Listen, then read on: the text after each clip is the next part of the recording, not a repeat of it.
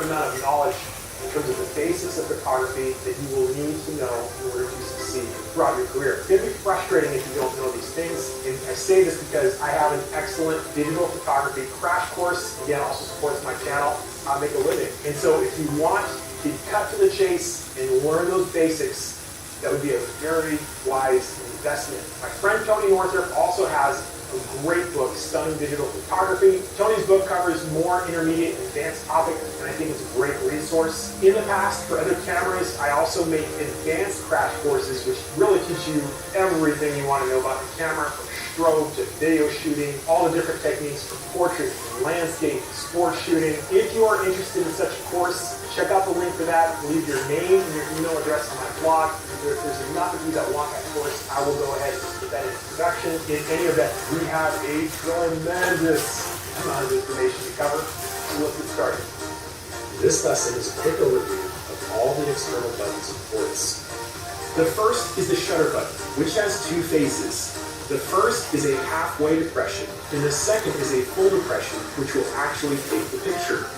It's very important to train your finger to feel where that first depression point is. It's very soft step down. You'll feel it immediately, and it's very important to train your finger to know the difference between the half depression and the full depression that will take the picture. Directly in front of the shutter button, we have the front dial.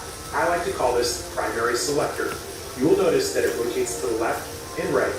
On the back, far right of the camera, we have a rear control dial, which I also like to call the secondary selector for a very good reason I will show you later. The FN1 button can be customized for many different uses. We have the mode dial. This will allow us to determine how much help the camera will give us when shooting. And we also have the video record mode here.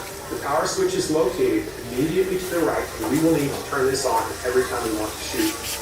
Just behind the front dial, we have 3 small buttons. The buttons are going left to right, white balance, ISO.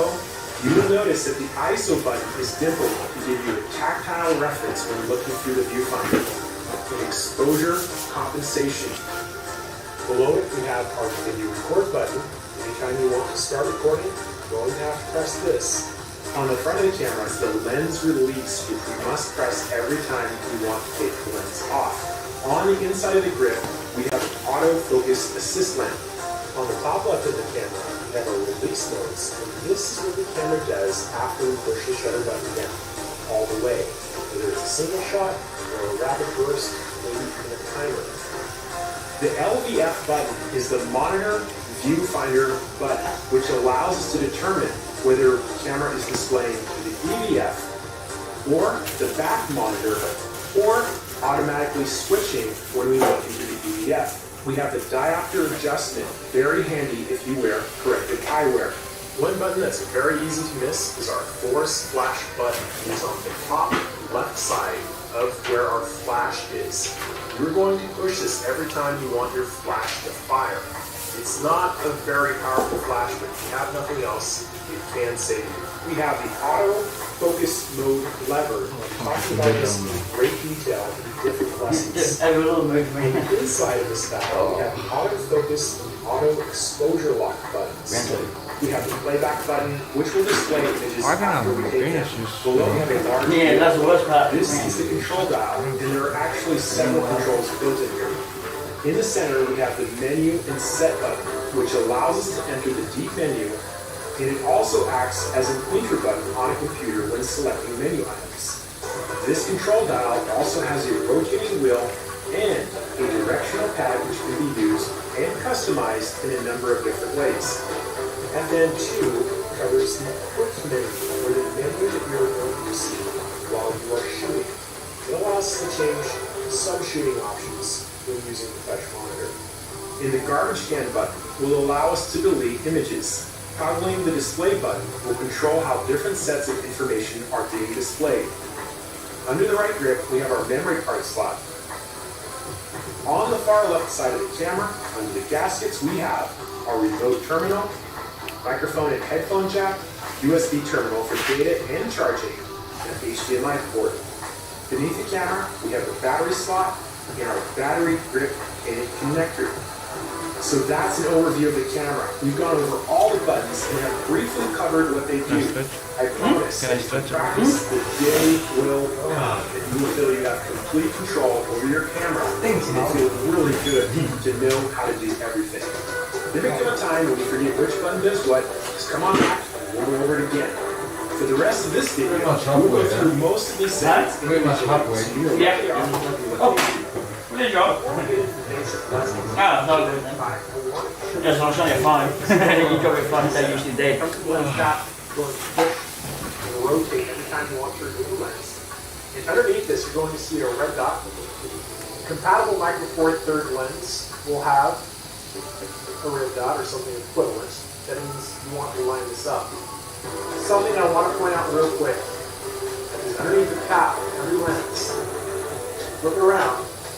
It'll tell you the filter size. So this is a 58mm filter thread. That is the front of the lens. It's going to help us with different kinds of filters and whatnot on our lenses. Put the lens on there, red dot to red dot. I'm going to rotate until I hear it click. Panasonic makes a lot of great lenses, and Olympus also makes a lot of great lenses. I'm actually shooting this video. This lens right here is Olympus 12 to 40 2.8. One of my most favorite Micro Four Third lenses. I'm shooting on a GH5. The G95 is really a baby GH5. It's lighter, it's smaller. It doesn't shoot as many frames per second. It doesn't have as much of a buffer. It doesn't do as fast high frame rate. But other than that, it's pretty much a baby GH5. And GH5 is amazing. I'm very happy with it. So that's how you put a lens on there. One question I get a lot is the multiplication factor of Micro Four Third lenses is 2x times the focal length. So this is a 12 to 60 lens. It's going to behave like 24 to 120 on a full frame camera. Let's talk about the battery and the memory card real quick. We have our cover on the bottom of the camera, and any good camera design will allow you to open it while it's on a tripod. So this is a great sign. There's some cameras that won't do that. To remove the battery, we're going to flip the switch, right switch towards us, and look at the pins. They are facing towards the lens. So remember that pins towards the lens. So we go right in until it clicks. We're good to go. And we're going to shut it. When it's time to put our memory card in, we're going to push back on the memory card door, pop open, and I love the SanDisk Extremes, the Extreme Pro, the 95 megabyte per second cards, 4 gigabytes. I've had this card for 4 years, I think, 4 or 5 years. It's been great. Pins again towards the lens, push it down and leave it very quick, shut the door. Remember, this is the only memory card, there's no backup, and this is no difference between the G95 and the GH5, so you have to see the memory card slot. Still, I haven't had a memory card problem for like 7 years. Doesn't have to. I think it's a really good idea to put a screen protector on your LCD monitor. This is probably one of the more vulnerable parts of the camera. You're touching a lot, so that car keys or whatever. You can get them on Amazon, put the cover on, it's going to increase the resale value at some point down the road. You're going to sell it. Maybe 3 or 4 years from now. Those covers, you have a clean screen underneath it, it's going to have $50 to use the Amazon. So, good trade-off, I think. Anyway, turn the camera on. It's going to ask you to set up the language. Obviously, hopefully it's English. It's going to ask you to set the clock. This is fine. And set. Clock is set. It's okay. Once we select the area, go. We come to our shooting screen. Before we get into the basic shooting and exposure control, it's always been easier for me to cover some of the information that you're going to see on your back monitor. The back monitor is touch sensitive. It is wonderful for navigating your menus very quickly and looking on the screen. I like using the dedicated controls for the exposure settings, but there are some things that are a lot easier to do on the monitor itself. Let's go through some of these symbols so you know what they are.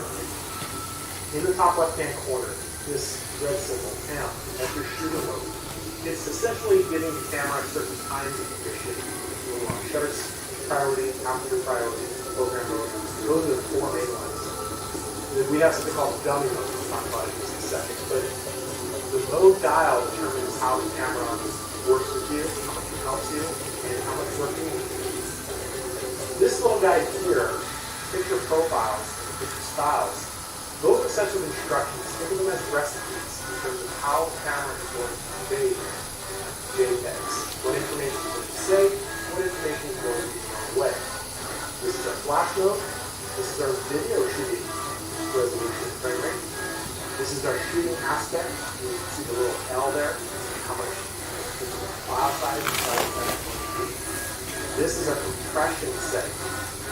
We have our autofocus mode. We talked about that. We have our autofocus cluster. We have our image stabilization. We have the battery life indicator. We have these tabs on the side. Some of these can be customized. You can add some customized things. Some of these are great. Some of these are probably a little confusing for beginners. Go back to it. That's good. Yeah, Give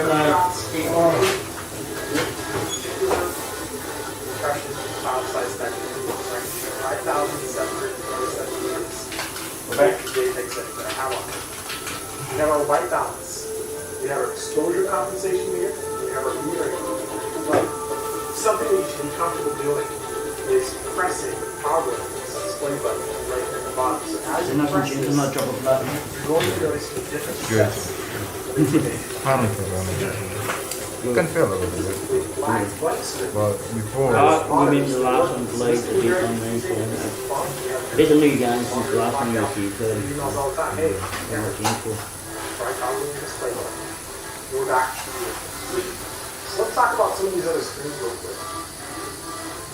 Obviously, if you don't want to see the settings, if you have an electronic level, you can see it's a little bit off. So you'll notice that on the far sides, on the left and right, the green indicates tilt side to side. And if I put the camera up and down, I'm trying to line that up. So now I know the camera is both balanced and flat.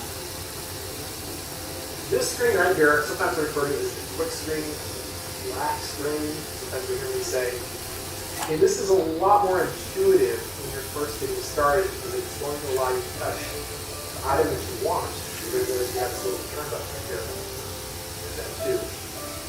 We can touch these little guys and change those settings directly if you're a user.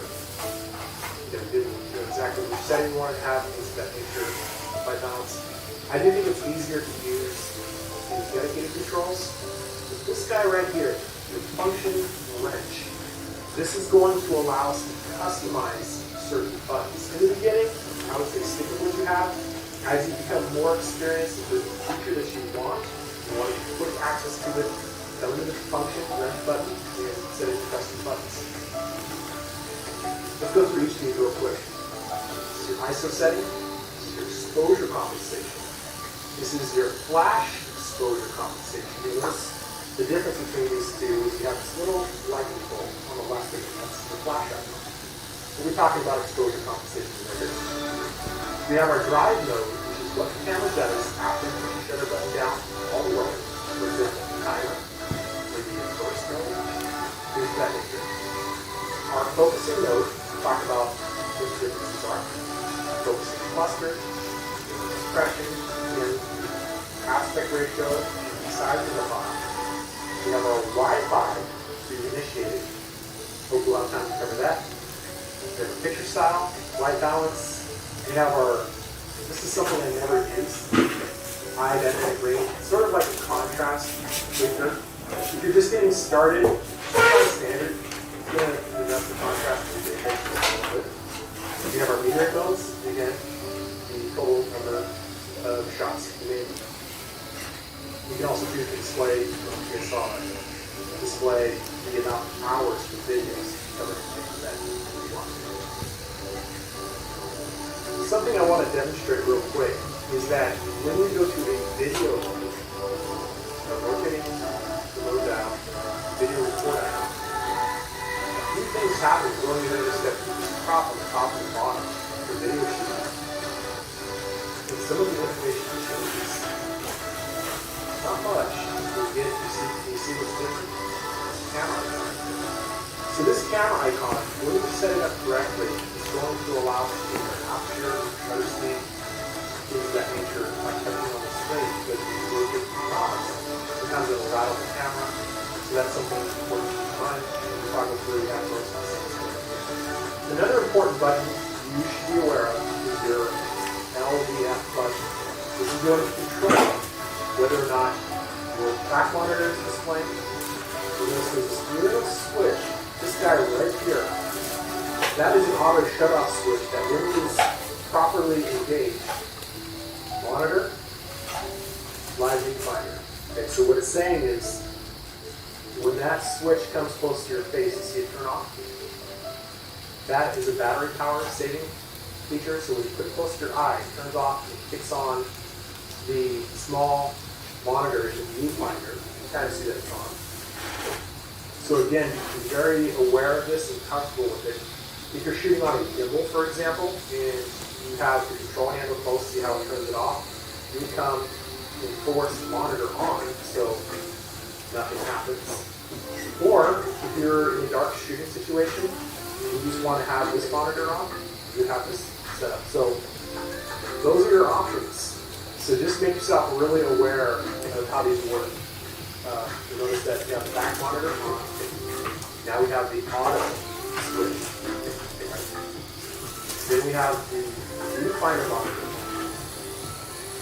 And then we're back to using the monitor. Very confusing if you get this as a beginner. So let's talk about mode dial. It's on the top of your viewfinder, just to the right of the viewfinder. Right here. And as you rotate this, you're going to notice the letters changing in the top left-hand part of your monitor. So there are a couple modes on here that you should know about. You're probably, I would recommend you never use them. And those are the artificial intelligence or the auto mode. You'll see this green mode on other cameras. I refer to this as the dummy mode. This mode essentially is going to do all the heavy lifting for you. This is basically turning the camera into a quick camera. It's literally going to do just about everything. And you're going to feel tempted to want to use it. I would still say do not use it. You have to spend a lot of money on a great camera. Struggle a little bit at the beginning, and you will enjoy the skill sets for the rest of your life. So the idea is this is a camera training for us. You have that display. Then we have these artistic filters kind of things, and it kind of tells you what it's going to do. It gives you a little bit of a preview. You're going to see the scroll bar a lot in the menu. You can actually touch on that scroll bar and jump through and take different pictures, or you can use the directional pad you have over here. It has the display switch. It's basically saying the same thing if you want to see it as a digital grid. But what this is doing is it's giving you a preview of these colorful filters and curves, things of that nature, to change a little bit of image from. And the idea is that you can have these different types of filters in the camera. I think this is a dead end because most of them are gimmick. And you can also do them in post. You don't need to do them in the camera. But they are fun to play around with if you are bored on Saturday. So if you want to take a look, go ahead. Let's take a look at the scene modes. And I understand the scene mode feature. I get it. The scene modes were developed originally so somebody new to photography would basically pick what it is they're trying to accomplish with the camera, with the dial, and all the other settings. It's very convenient, right? So you can portrait, silky skin, filter, backlight, all these different options. And sometimes there are some pretty good ones in here when you get into the HDR stuff. But again, the vast majority of this stuff is dead end. Panorama becomes probably take a look at it. You do a panning shot, you do a very wide shot. The rest of them is still training with us. The camera's doing all the work for you, and you may not get it right. You have some ability to come in and press the set buttons to tell us the different types of options and features you have available to us. So, things of that nature. But again, I think this is mostly a demo. The next two modes you're going to see are C1 and C2. Those are your custom modes. I'll show you how to set those up in the menu. The custom modes essentially allow us to save our camera settings and always use the same camera setting for them. The C1 and C2 position camera will never. The vast majority of your shooting should happen in P mode, A mode, or the M mode. The vast majority is still shooting. And all of my beginners, I tell them to start off on A. Aperture, priority mode, in order to walk you through this as carefully as I can because I know how confusing it can be. For video shooting, there's one icon, but for me personally, I do 98% of all my shooting on A or E. If you're really stressed out, at least start off on E. It's going to give you some control of this. Something that you should definitely make sure that you have on is your constant preview. This essentially is going to use exposure prediction as you change certain camera settings. For example, manually, like changing the shutter speed, you can see that it's getting brighter and darker. Same thing with video. You can see that it's getting brighter and darker. This is a very powerful tool because it will tell you before you start recording, whether you're dialed in or not. The word exposure simply means brightness. So when I talk about exposure control, I am saying brightness control. Now there's a short explanation to this, and there's a long explanation to this, and I'm going to demonstrate both of them. The easiest way for me to teach this is to tell you, if you don't have your camera, pause the video, look at your camera, and come back, and I'm going to walk you through everything that'll get you started. So if you have your camera in your hand, you're going to rotate the low dial to A, so you can say A right here. So here's the short answer. Find a wall or something you can take a picture of. Push your shutter button halfway down. Push it down all the way. Take the picture. Hopefully you've already done that by now. You have the play button right here. And we can play this picture back. Here it is. Now let's make the assumption that it is not lighting. It's too dark of an image and we want it bright. On the top of our camera, just behind to the right, or the control dial, if you look into our finger, you're going to see a little box with plus minus sign. It's going to look exactly like this on the camera. We're going to push that, hold it down, and you're going to see that every time we push and hold that down, it's this really funky grid. Now, once that grid's up, we can use the rear control wheel. It's telling us which control to use. And I'm going to rotate it to the right. And then once you notice the screen is getting brighter. Look at that. Once I made it brighter, now I'm going to do the same thing. Take a picture, play it back. This is the second picture. This is the first picture. So with that one step, that's all you come away from on this video. You are to a fantastic start. You are on your way. That's the only thing you're going to get is how to change your brightness. And we're going to take this a step further. And let's say that first image was too bright. So we're going to go in the opposite direction. We're going to do it again. Here we go. We have now demonstrated how to go from a even exposure to a brighter exposure, and now to a darker exposure. So that's the short answer. If you want to change the brightness of your images, yes, already. Use this button up here, push it down, look for that grid. You can see these numbers here that are +1, +2, +3. Plus means brighter, negative means darker. +1 is number 7. And that's all there is to it. So you now know how to use exposure compensation. So now that you know exposure compensation, my guess is you're probably wondering how does it work? And something about this situation that we're shooting in is you can't always see our ISO, so I'll press the ISO button. And our ISO is set to automatic ISO. And what that means is the camera is going to determine how much of a boost the sensor gets in certain situations. So if it's a little bit dark, it's going to boost the light. It's going to, essentially the light comes to capture that sensor, and the camera will boost how bright. It's an electronic boost. And what I want you to do, for the sake of this example, let's assume you're dark. I'm going to guess you're dark. So let's say 60.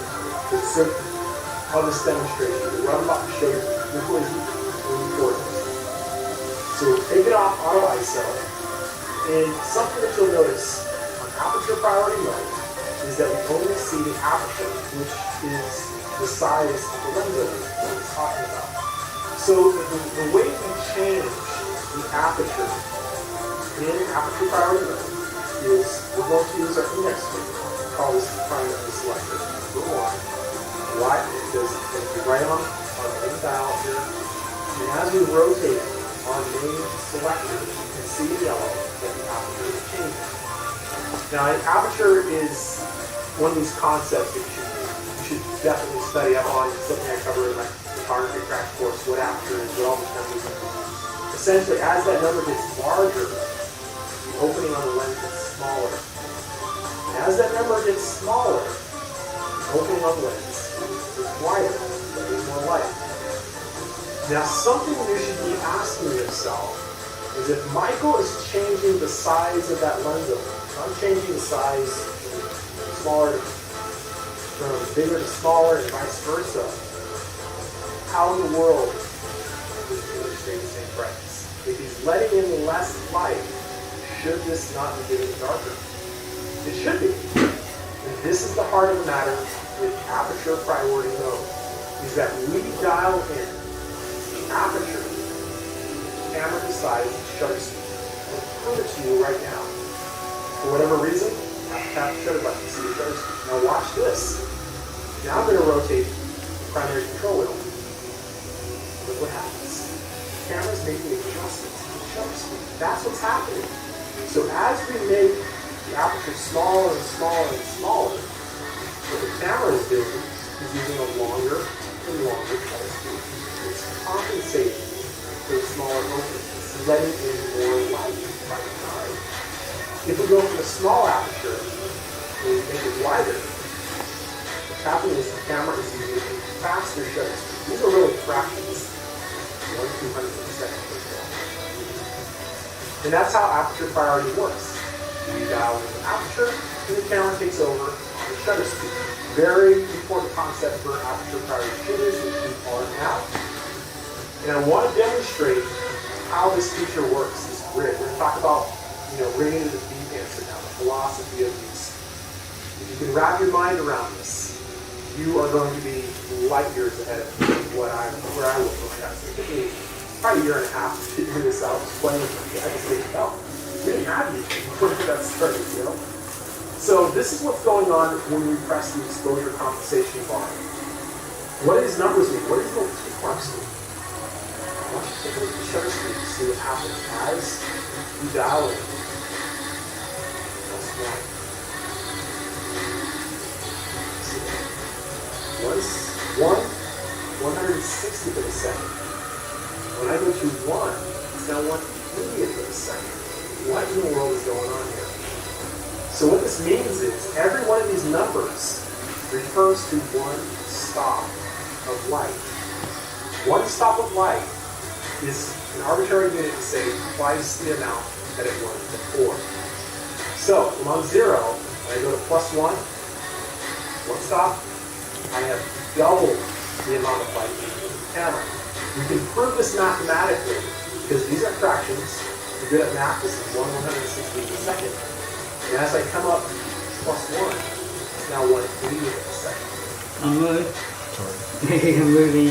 1/160th of a Tell me to second stop plus it. 1/160th of a second is 2/160th of a second. If you round down, that's 1/80th of a second. So you can prove this. And my next question for you is, what do you think it'll be at +2? Do the math in your head. What's 1/80th plus 1/80th? You said 1/40th of a second. Absolutely correct. When you've got this, you know that +2 is 20, +4 is 10, +5 is 1/50th of a second. So these are very long shutter speeds. Handheld, my recommendation is not slower than 1/60th of a second. It's very difficult. So I got a hard question for you. If we go in the opposite direction, we want one stop, what do you think this fraction here is going to do? What's twice as fast as 1/60th of a second? You said 1/320th of a second. You are absolutely correct. Try the next one. 640. 21,300 and so on, so faster and faster shutter speeds. That is the heart of the matter of exposure compensation. So the quick overview of what I've just shown you, aperture priority, we got an aperture, camera will dial on the shutter speed. Exposure compensation means that we can make things brighter or darker by changing this little bar. And the camera does this by adjusting the shutter speed for us automatically. You can see the refiner adjustments. What I recommend is just to sneak the feet on the shutter speed, making sure that this number is 60 or higher. 105, because it's not on a tripod, it will really if you've got that concept, you are over the hard part. The vast majority of everything else you're about to show you is very easy. And let me explain this to you. We're talking about shutter priority, which is a different mode. In shutter priority mode, we dial in shutter speed. So now we're telling the camera, hey, this is the shutter speed mode. And in return, you guessed it, the camera is going to change the aperture. See it changing? So, we come into exposure compensation, bump it up, see it changing the aperture. You should be doing it by full stop. Not a lag. But I want to demonstrate, you know what, almost never use shutter priority mode. It's easier to do it after. I usually shoot sports. I want